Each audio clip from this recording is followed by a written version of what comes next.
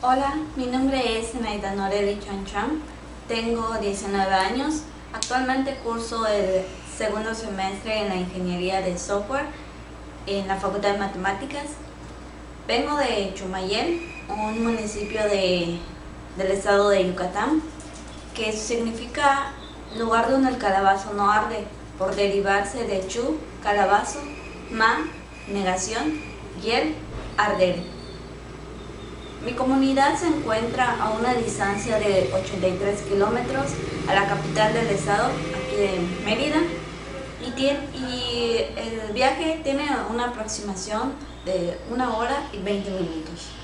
A continuación les voy a hablar acerca de la elaboración de la tortilla de maíz, desde el inicio, que es el desgrane, hasta llegar a tener la tortilla física, que es una forma plana que se acompaña con diferentes alimentos, ya sea en tacos o en cualquier otro.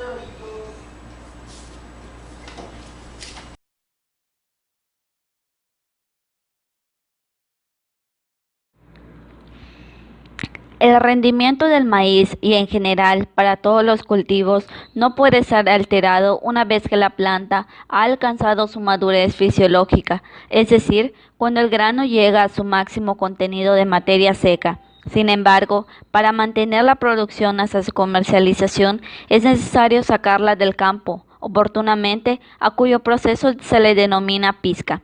Esto de no hacerlo significa un deterioro en la cantidad y calidad del grano, lo que se traduce en pérdidas para el agricultor.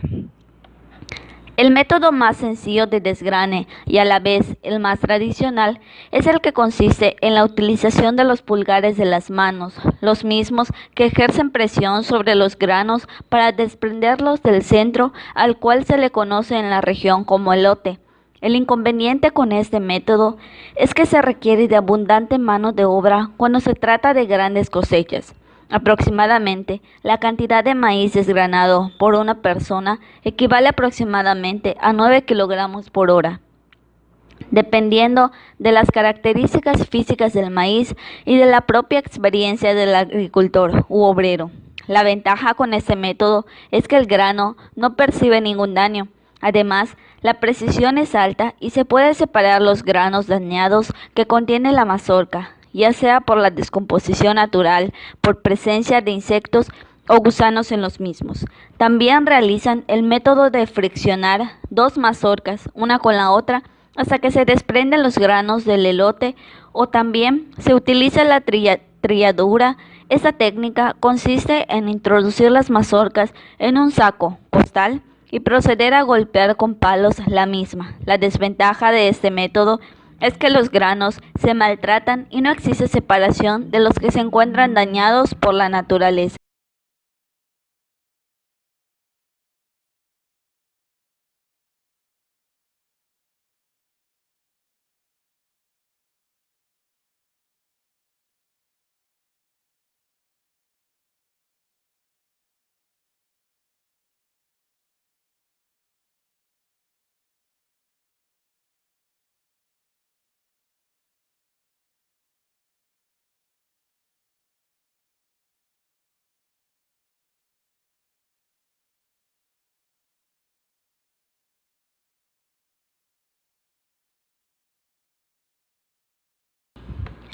El primer paso en la nixtamalización consiste en poner a cocer los granos de maíz en una solución alcalina a una temperatura cercana al punto de ebullición.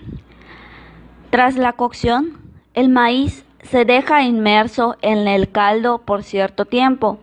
El tiempo de cocción y de remojo del maíz varía según el tipo de maíz, las tradiciones locales y el tipo de alimentos a preparar. Se puede cocer desde unos minutos hasta 1 hora y dejar remojando desde unos minutos hasta alrededor de un día. Se utilizan 15 gramos de cal por cada 454 gramos de maíz. Durante la cocción y el remojo tiene lugar una serie de cambios químicos en los granos de maíz. Los granos se suavizan y sus cáscaras se aflojan. El grano se hidrata y absorbe calcio y potasio a lo largo de todo el proceso. Para este primer paso hay que colocar cal en agua y luego colocar el maíz y colocarlo a fuego. Así esperar a que la cáscara se suelte de los granos para así saber que este se ha cocido.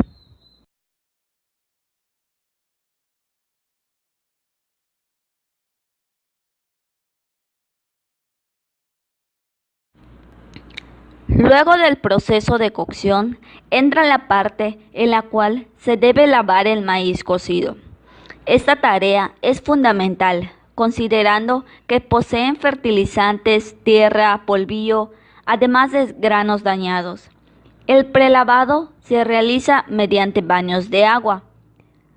En mi caso, no contemplé las veces que lo lavé, porque esa parte varía, ya que hay personas que lo lavan en menos tiempo porque tienen más práctica. Sin embargo, el tiempo en que se lava es menos de 1 hora. Este paso consiste en masajear el maíz cocido para así lograr quitar la cáscara que tiene, ya que ésta sabe amargo, por lo que no lo podemos dejar. Luego de masajear un par de minutos, se pasa a otro recipiente con agua para así lograr dejarlo limpio. Para saber si el proceso fue exitoso, se debe poder pelar el grano de maíz fácilmente entre los dedos al frotarlo.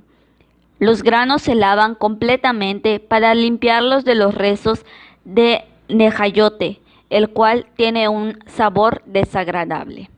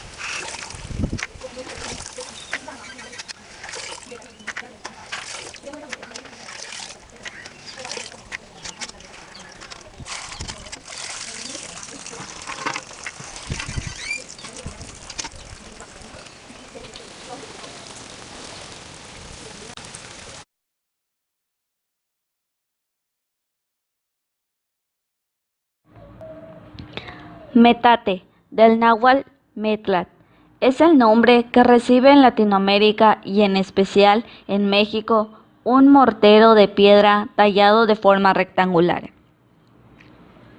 El metate se compone de 2 elementos: la plancha rectangular para moler, llamada normalmente metate, y otra pieza cilíndrica también de piedra, con extremos de menor diámetro para poder usar con seguridad, conocido como metlapili. Mano de metate o hijo del metate, según la traducción de dicha palabra náhuatl al español, el cual se usa contra el metate para moler los granos u otro elemento, presionándolos entre ambos para romper el grano. Puede encontrarse en diferentes tamaños, algunos miden pocos centímetros y otros llegan a medir más de 1 metro de largo. Los mayas lo nombran luca. El rol de las mujeres indígenas mexicanas estaba muy centralizada en esas tareas y tenían un carácter histórico bien fundamentado debido al papel de la mujer como ama de casa y del hombre como obrero agrícola. El trabajo en el metate es muy cansado y lleva mucho tiempo triturar un producto, y para lograr esto solo deben agregar agua y mover el metlapil sobre el maíz para que ese se convierta en masa, El metlapil es muy pesado al igual que el metate, por lo que comúnmente este instrumento se encontraba en el piso de la cocina, por lo que las mujeres tenían que estar en cuclillas para así poder hacer la molienda.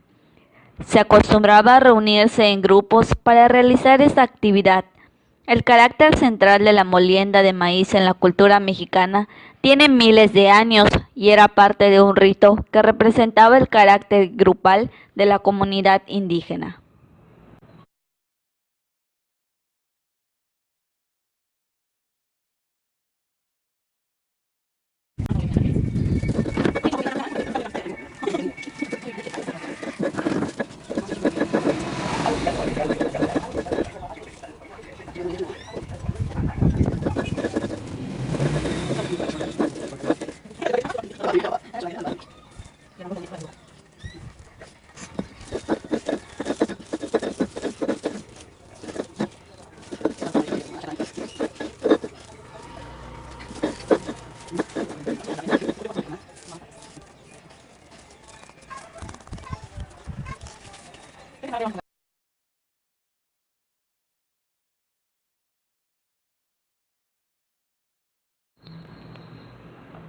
Las tortillas se consumen todos los días. Las fábricas de tortillas, tortillerías, son muy comunes que se pueden encontrar en cualquier ciudad, pueblo, colonia o en una misma calle. Las tortillerías trabajan desde muy temprano en la mañana, cuando se prepara la harina, hasta poco después de la hora de la comida. En México se come entre las 13:30 y las 15:30. En algunos supermercados y tiendas de abarrotes también se pueden adquirir tortillas. Desde muy temprano, las personas se levantan para lavar el nixtamal y así llevarlo a moler. Algunas amas de casa prefieren que los hijos vayan a los molinos, pero otras deciden hacerlo ellas mismas. Por las calles ves pasar a las mestizas con la palangana sobre la cabeza, o a niños con sus triciclos yendo al molino. Es algo maravilloso que se ve en los municipios de los estados de Yucatán. Al igual, al llegar al molino, las personas hacen una fila conforme van llegando para así saber en qué turno les tocará pasar a moler. Al momento que una persona pasa, ésta echa el maíz en la máquina y el encargado va agregándole agua. Después, la persona retira el agua que quedó en la palangana para así poder poner ahí la masa que recoge en la parte de abajo de la máquina.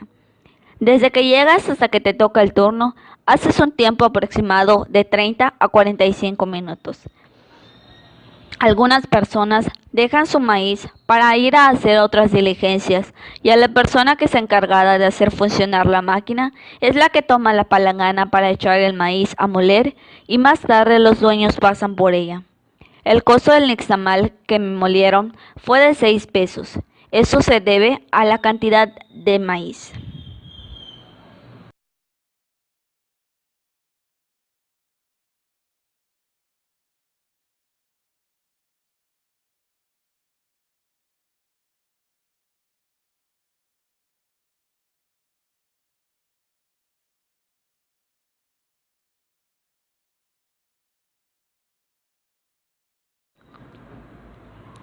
Como siguiente y último paso es la elaboración de tortillas.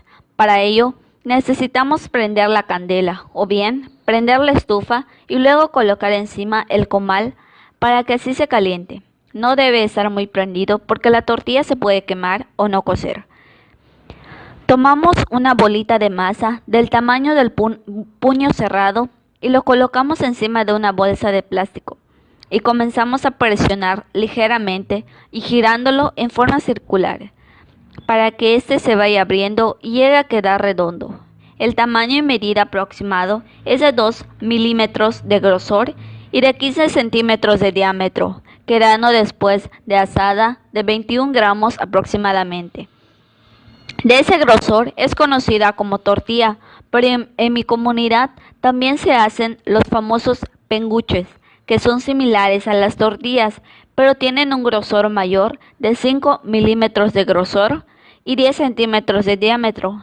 pero el diámetro varía, ya que hay personas que los hacen más pequeños para los niños y algunos llegan a medir 20 centímetros de diámetro para las personas mayores.